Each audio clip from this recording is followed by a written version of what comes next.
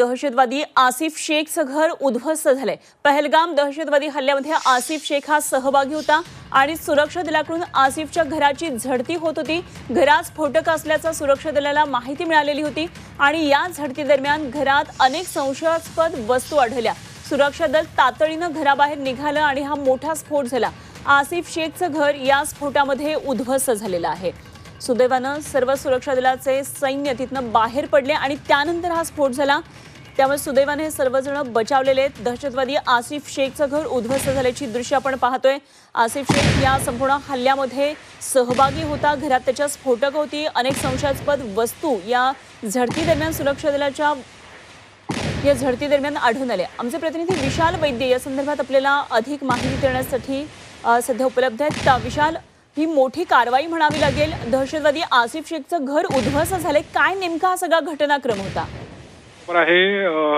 आपण एकूणच बघितलं तर पहलगाम जो हल्ला झाला आहे दहशतवाद्यांचा, त्याच्यानंतर संपूर्ण सुरक्षा यंत्रणा आहेत, NIA असेल, भारतीय सैन्य दल असेल, हे सर्वांनी आक्रमक भूमिका घेतलेली आहे आणि संपूर्ण काश्मीरमध्ये यांची शोध मोहीम आहे ती तीव्र केलेली आहे। या दरम्यानच जे दहशतवादी आहेत आसिफ शेख आणि आदिल गौरी या दोघांना शोध मोहिमेच्या दौरान या दोघांच्या घरांवरती धाड मारली होती आणि त्या दरम्यान त्यांच्या घरात सर्च ऑपरेशन सुरू करण्यात आलं होतं।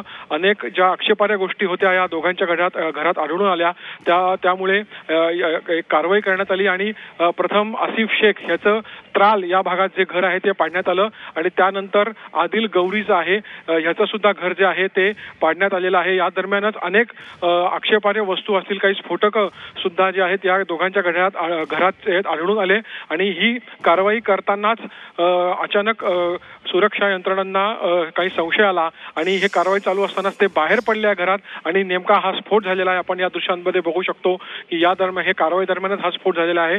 दरम्यान या दोघांवरती, या दोघांच्या घरांवरती ही कारवाई झालेली आहे आणि त्यानंतर आता या दोघांचा आणि उर्वरित जे चौघ होते ते या हल्ल्यामागे आहेत, या सर्वांचा शोध जो आहे हा संपूर्ण यंत्रणेकडून अत्यंत चोखपणे घेण्यात येतोय।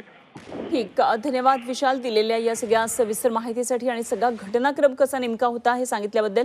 विशाल वैद्य आमचे प्रतिनिधी आपल्या बरोबर होते।